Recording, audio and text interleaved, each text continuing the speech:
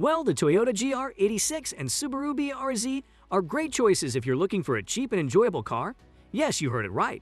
Well, the all-new Toyota GR86 EV is already a hit. If you feel like switching to EVs, then this Toyota variant is a pick. You're watching TechZen, a planet where you get all the latest updates.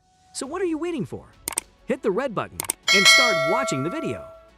The rear-wheel drive twins are now in their second generation, and they haven't changed much from the formula set out by Toyota and Subaru when they released the original BR86 in 2012. In the new GR86, one major difference stands out among the rear drive chassis: naturally aspirated engine and basic but functional cabin. Compared to the original Toyota 86, which started at an eye-catching $29,990 before on-road charges, the base price of the 2023 GR86 GT manual tested here is over $43,000. It costs more than the standard BRZ, which it shares its oily components with, but has fewer convenience features. The new GR86 has a higher starting price than the Subaru BRZ, but is it worth it in terms of fun? When it comes to the Toyota GR86, how much can you expect to pay? The base price of the 2023 GR86 GT we're testing here is $43,240 before taxes and fees. That's an increase of over $3,000 compared to the comparable Subaru BRZ. But if you choose the automatic transmission in the 86 GT, the price differential disappears. The top-of-the-line GR86 GTS has an MSRP of $45,390 before on-roads, $3,800 more than the similar BRZ with a manual transmission, $41,590, but costs the same with an automatic. Cost of a Toyota GR86 in 2023. Prices start at $43,240 for the Toyota GR86 GT. For $45,390, you can purchase a Toyota GR86 GTS. Tell me about the Toyota GR86 cabin. The new 86 is similar to the original model in many ways, although it improves in a few crucial areas. This vehicle's seats are upholstered in what appears to be high-quality cloth, and they provide the ideal amount of support and long-distance comfort for a vehicle that will be driven frequently and perhaps angrily. They've been relocated downward in the cabin to make more room for passengers. The lower seats, in addition to the revamped dashboard, thinner door pockets, and sharper door grabs, do provide a little additional legroom for taller drivers. The compact steering wheel is an exact fit for this vehicle, having been borrowed wholesale from the updated previous iteration.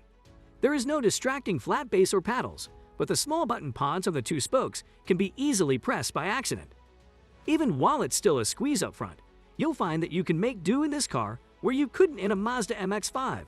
It's roomier inside, and it also boasts a glove box, usable door pockets, and a pair of cup holders under the center armrest. The digital instrument binnacle is laid out to vaguely resemble a boxer engine, and it is both simple and effective. In the middle are your speed and engine RPMs. To the right are your fuel and temperature readouts, and to the right of that is a pod you may program to your liking. The 8.0-inch touchscreen in the 86 center stack operates a variation of Subaru's Infotainment software, much as it does in the BRZ. It's faster and more intuitive than the version found in the Subaru Outback, despite being simplified. There is no built-in satellite navigation system, so you'll need to use either Apple CarPlay or Android Auto to get directions. The rearview camera is a welcome addition, and the USB connections have been relocated to the secret compartment under the armrest, so that cables no longer get caught in the shifter when you're in a hurry. The cabin was obviously constructed on a budget. Even if it's filled with lots of cheap or hard plastics and seems dated next to something like a Hyundai i20N or Ford Fiesta ST, the quality of the major contact areas is excellent.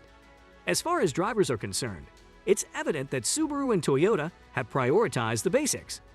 All the controls, including the wheel, shifter knob, and handbrake lever, are upholstered in leather, and the armrests are plush and cushiony. The straightforward climate control binnacle also has a higher-end appearance and feel than its predecessors. What about the back row? While having them is beneficial, using them might be uncomfortable unless the occupants are very small. But as a former BRZ owner, I can attest that they can be put to good use in an emergency, and that when folded, you'll be astonished at how much cargo can fit behind the rear seats. The claimed trunk capacity is 237 liters. To propel the rear wheels, the Toyota GR86 is equipped with a 2.4-liter, naturally aspirated 4-cylinder boxer engine. It has an increase of 22 kilowatts and 38 Nm in peak power and torque, respectively, from the previous generation. A 6-speed manual transmission is standard, while a 6-speed torque converter automatic is also available. The preferred method of operation by fans was installed in our test vehicle. They say it takes 6.3 seconds to go from 0 to 100 kilometers per hour. The 98 RON Premium Unleaded is recommended for the GR86's 50-liter fuel tank. The 9.4 liters per 100 kilometer combined cycle rating is spot on, and we averaged the same in our week of testing. The original 86 had a particular driving experience, and the new one stays quite true to that. To my ears, it sounds slightly more mature and sophisticated than before. Former owners will immediately recognize the light, the short action of the shifter, and the slightly bouncy clutch. However, as soon as you let up on the clutch, you'll see that the larger new engine has torque wherever the older model was lacking. Around town, it pulls more cheerfully from the bottom of second or third gear, while on the open road, the previous car's dreadful torque valley in the mid-range is no longer present. Getting the most out of it is no longer a chore because its tempo isn't so fast that it crushes your chest and makes you cry for mercy. The 2.4-liter engine retains its somewhat eccentric bark, which is piped into the cabin for dramatic effect behind the wheel. But it is no longer abrasive or buzzy at high revolutions per minute. In the GR86 lineup, the manual transmission is unquestionably the best option. There is no active rev match technology to aid you out, so the pedals are ideally placed for rev matching, and the fact that you have to row your own is in keeping with the car's pitch as an analog beast in an increasingly digital world. According to Subaru and Toyota, the manual transmission synchros have been improved to make the transition from second to third gear quicker and smoother, and the transition from neutral to first gear a little less crunchy. However, the transmission otherwise seems the same. The 86 17-inch alloy wheels have a smooth ride and make it comfortable for regular use. It has visible blind spots, but its tiny size and high-quality eyesight make it easy to place in a city.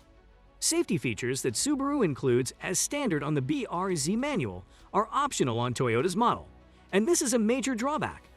That may be seen as a missed opportunity in 2022 or a welcome respite from the relentless advance of individualism. The steering was already perfect when Toyota and Subaru started designing the automobile. It's a relief that they haven't. You can feel what the car is doing under you through the steering wheel and seats without any of the funny weight or fake sportiness that some other vehicles offer. The new engine makes it simpler to make use of the car's excellent balance at lower speeds when you aren't going at full throttle and bouncing off the limiter. However, Toyota has remained committed to using Michelin primacy tires on the entry-level 86 rather than switching to something else like Subaru has done. While the new BRZ and the 86 GTS have improved traction over the old car, in part because of the standard Michelin Pilot Sport 4S tires, the base 86 GT seems a little restricted in the rain. The second-generation Toyota GR86 is a significant improvement over the first. It retains the original's charm while being stronger, more well-organized, and more practical in everyday situations. Toyota, however, has made some peculiar choices in the area of specifications, even while safety features on manual models are limited. To begin with, the fact that the base GR lacks equipment that is standard across the comparable Subaru BRZ range is hard to defend. That's all for the video today. Don't forget to like the video and subscribe to our channel. Thanks for watching.